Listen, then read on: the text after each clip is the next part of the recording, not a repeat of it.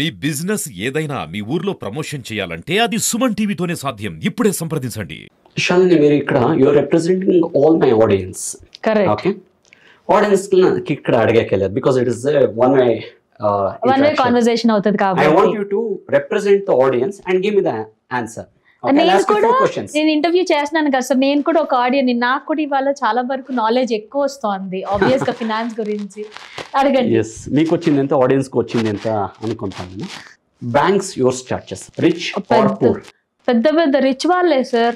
Insurance company rich start చేస్తారో అథవా retail investors start చేస్తారో? రిచ్ వాళ్ళే. ఫైనాన్షియల్ ఇన్స్టిట్యూషన్స్ రిచ్ వాళ్ళు స్టార్ట్ చేస్తారా, రీటైల్ అథవా లే మ్యాన్, కామన్ మ్యాన్ అథవా మా ఆడియన్స్ లాగా మేము అథవా నేను యువర్ స్టార్ట్ చేస్తాను? Higher people, rich people. Rich అంటే హైయర్ స్టాండర్డ్స్ లో ఉన్న వాళ్ళే, మిలియనియర్స్, బిలియనియర్స్, హూఎవర్ వాళ్ళే స్టార్ట్ చేస్తారు అంత చెప్తున్నా నేను ఇప్పుడు.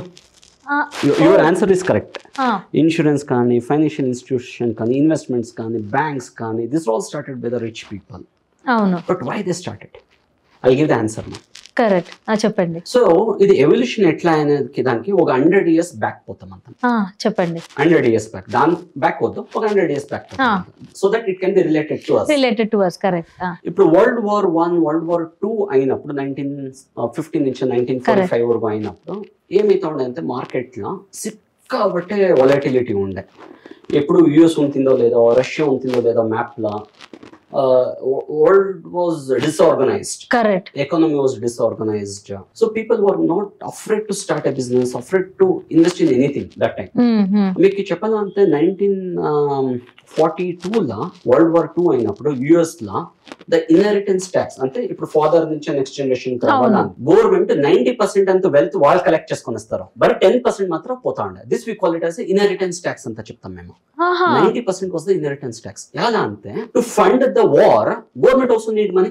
అవును, టు ఫండ్ ద వార్ చేయాలి, మళ్ళీ రీబిల్డ్ చేయడానికి కావాలి, మన కంట్రీని రీబిల్డ్ చేసుకోవడానికి కూడా కావాలి కదా. సో అప్పుడు ఏమైతే ఉండే 90% మీరు కష్టం పడి, మీరు ఎంటర్‌ప్రెన్యూర్‌షిప్ చేసి సేవ్ చేసి కష్టం పడి బిల్డింగ్స్ అది ఇది బిజినెస్ అన్ని డెవలప్ చేస్తే 90% యుఎస్ గవర్నమెంట్ తీసుకొని పెట్టారు. చాలా అన్యాయం కదా సార్. అన్యాయం కాదు, కంట్రీనే లేదు అంటే, కంట్రీ లేదంటే పిల్లలు లేరు కదా ఎక్కడ. కరెక్ట్. సో ఇంకేం చేసేది అంతా స్టార్ట్ అయ్యి అప్పుడు ఏమైతే ఉంటే ఏమిటి మేము బిజినెస్ చేయాలి, ఏమిటి మేము వెల్త్ క్రియేట్ చేయాలి అనేది ఒక థాట్ వచ్చేది. అది వరల్డ్ వార్ అయ్యేటప్పుడు అక్రాస్ ద వరల్డ్ ఇదే థాట్స్ ఉండే. People were not investing, they were only saving. రేపు మేము ఉంటామో లేదో, ఉండేది మేము సేవ్ చేసి పెట్టుకుంటామో అనేది సేవింగ్ మెంటాలిటీ. ఇదే మెంటాలిటీ ఒక 20 years 30 years ఇదే మెంటాలిటీ ఉండే. ఆ జనరేషన్స్ కన్నీ అదే తరం ఉంటా ఉండే. ఇంకేమైనా World War III అయిపోతుందా, అవును ఉండేది మేము సేవ్ చేసుకుంటాం అనేది ఎవరు రిస్క్ ఎత్తుకుంటా ఉండేది.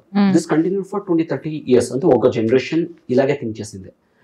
నెక్స్ట్ జనరేషన్ కి ఇది వార్ ఇవన్నీ ఏమి అనేది వాళ్ళకి తెలియదు వాళ్ళకి. బట్ పేరెంట్స్ చెప్పింది ఇన్ ఇండియర్ అంతే, దే నాట్ ఎక్స్పీరియన్స్డ్ ఇట్. ఈ ఒక next generation they started taking risk. ఎవరెవరో ఒక 1960s 70s 80s లో బిజినెస్ పీపుల్ స్టార్ట్ అయ్యారు. కొత్త వెంచర్, కొత్త ఐడియాస్ కి ఇన్వెస్ట్ చేసేది, రిస్క్ ఎత్తుకునేది, కొత్త తర బిజినెస్ చేసేది స్టార్ట్ చేస్తారు. వీళ్ళందరూ వెల్త్ క్రియేట్ చేసేకి స్టార్ట్ చేశారు. సేవర్స్ అంతా వచ్చేసాక అయితే ఉండలేదు. వెల్త్ పీపుల్ ఏమిటి చేస్తారు అంటే, wealth people they rotate the money like a river or a roots like a income.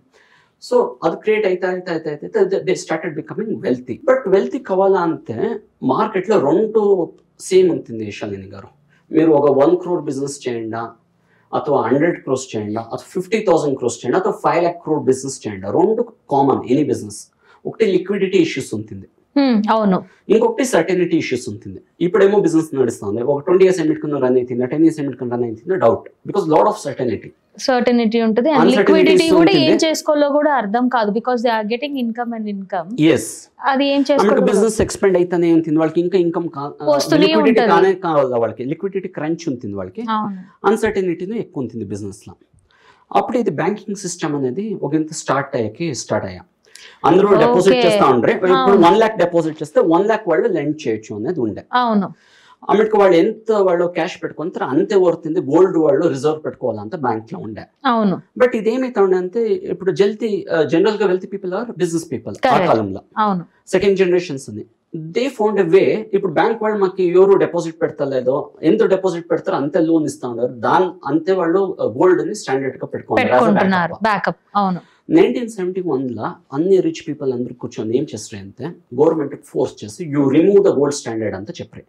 Okay gold standard remove చేస్తే మీకు ఏమాయా అంటే మీరు 1 lakh డిపాజిట్ పెట్టింటే సేవర్స్ వీళ్ళందరూ 1 lakh డిపాజిట్ పెట్టింటే వాళ్ళు 5 lakh 10 lakhs వాళ్ళు లోన్ ఇవ్వచ్చు, దానికంటే ఎక్కువ లోన్ ఇవ్వచ్చు, దానికంటే ఎక్కువ లోన్ ఇవ్వచ్చు. అప్పుడు లిక్విడిటీ క్రియేట్ అవుతుంది మార్కెట్ లో. లిక్విడిటీ క్రియేట్ అయినప్పుడు ఇవన్నీ లోన్స్ ఎవరికి ఇస్తారు, అగైన్ బిజినెస్ పీపుల్ కి ఇస్తారు ఎక్కువగా, because they have the ability to generate more income. Correct. అందుకే వాళ్ళకి ఎక్కువ లోన్ ఇస్తారు. ఇప్పుడు ఎంప్లాయీస్ కి ఏమైనా లోన్ ఇస్తే they do not have the ability to generate more income. They will be like standard ఉంటారు, వాళ్ళకి అంత ఇచ్చలేదు.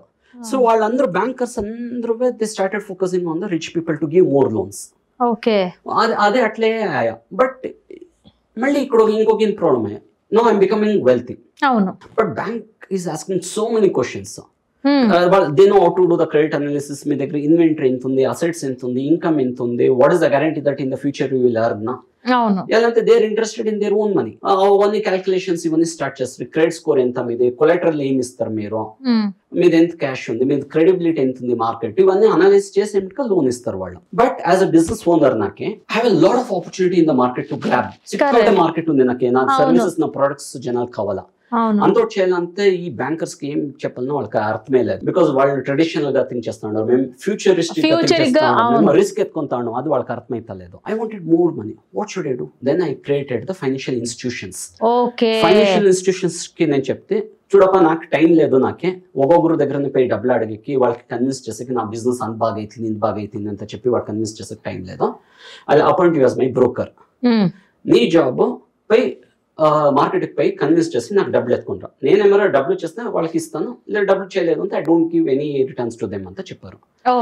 వీళ్ళు ఫైనాన్షియల్ ఇన్స్టిట్యూషన్స్ ఏం చేస్తారంటే స్టార్టెడ్ ఏమేమో స్టోరీస్ అది ఇది చెప్పి, ఇది బిజినెస్ బాగా అవుతుంది, అట్లయితుంది ఇట్లయితుంది అంత చెప్పి అమౌంట్ రైజ్ చేసే స్టార్ట్ చేస్తాయి. ఇప్పుడు ఫైనాన్షియల్ ఇన్స్టిట్యూషన్స్ కు నేను ఇంతోటి చేస్తే నాకు ఇంతోటి వీళ్ళు కమిషన్ ఇస్తారు, ఇంతోటి నాకు డబ్బులు ఇస్తారు అంటే వీళ్ళకి అయిపోయాయి. Then they started creating lot of financial advisors. నేను ఒకటే ఎంత అంత చేసేదే. Let me create thousands of financial advisors, thousands of mutual fund distributors అన్ని చేస్తాం అనేది వీళ్ళు క్రియేట్ చేస్తారు. ఇలా క్రియేట్ అయింది ఫైనాన్షియల్ ఇన్స్టిట్యూషన్స్. వాళ్ళ దగ్గర ట్రైన్ చేస్తారు, ఈతర చెప్పాలా, మీరు ఈతర అవుతుంది, ఈతర ఎకానమీ అవుతుంది, ఈతర అవుతుంది ಅಂತ చెప్పి మీరు డబ్బులు తీసుకొని మాకియాలా, మేము బిజినెస్ ఓనర్స్ కి ఇస్తాము, so that they can encash the opportunity and they can become ultra rich and they'll be generating the income as well. డబ్బులు వస్తూనే ఉంటది. ఇప్పుడు బ్యాంకర్స్ కు ఒక కన్విన్స్ చేయాలి. అవును. రిటైల్ ఇన్వెస్టర్స్ వానికి ఏం అర్థమైతే క్రెడిట్ అనాలిసిస్ చేసే కర వస్తుంది వానికి రాదు లేదు. వాడు ఏం చెప్తాడు అంటే, ఓకే నువ్వు నాకు క్రెడిట్ ఇవ్వదు, నేను నీకు ఓనర్షిప్ ఇస్తాను అన్నట్టు షేర్స్ అది ఇస్తాను చెప్పి కన్విన్స్ చేస్తాయి. Here audience you need to understand. ఇప్పుడు మీరు ఒక షేర్ మార్కెట్ లో 14% అంటే థంబ్ రూల్, మీకు అంతే చిక్కదు. లాంగ్ టర్మ్ లో అది మీరు లక్కీ ఉంటే, this is also not guaranteed. 12% mutual fund అంతా చెప్తారు. డూ యూ థింక్ మీరు కంపెనీలో ఇన్వెస్ట్ చేస్తారు కదా, మీరు ఎత్తుకుని ఫైనాన్షియల్ ఇన్స్టిట్యూషన్ లేకపోతే ఎక్కడైనా ఇన్వెస్ట్మెంట్ చేయమని ఇస్తాం. మీరేమారా యాజ్ అ కంపెనీ మీరేమారా బరీ 12% 14% మీరు ఏమైనా అర్న్ చేస్తారు అంటే you would be out of the market. As a company you need to earn minimum 33%, 50%, 100, 200, 300% మీరు అర్న్ చేయాలి. మీరు 10%, డూ యూ థింక్ కంపెనీస్ బరీ 10%, 12%, 14% అర్న్ చేస్తారు కదా సార్? మన దగ్గర అది జనరల్ గా కూడా అర్థం అవుతోంది, కానీ వీళ్ళు రిస్క్ తీసుకోలేరు. నార్మల్ పీపుల్ రిస్క్ తీసుకోలేరు. యూర్ ఇన్వెస్టింగ్ రిస్క్, మీరు ఈక్విటీలో ఇన్వెస్ట్ చేస్తా ఉండేది రిస్క్, వాళ్ళ కంపెనీలో స్మాల్ పోర్షన్. ఇప్పుడు డూ యూ థింక్, నేను చెప్పేది ఇంతే, ఇప్పుడు ఆ కంపెనీ వాళ్ళు అర్న్ చేస్తా ఉండేది 10 to 15% అంతేనా ఏడాదికి వాళ్ళ క్యాపిటల్ పైన? అవ్వదు కదా sir. No, they may earns in hundreds or 200% also. yes, correct. But why we are getting only 10-15%? This one I'll cover in the next episode. This is how the financial institutions journey has started.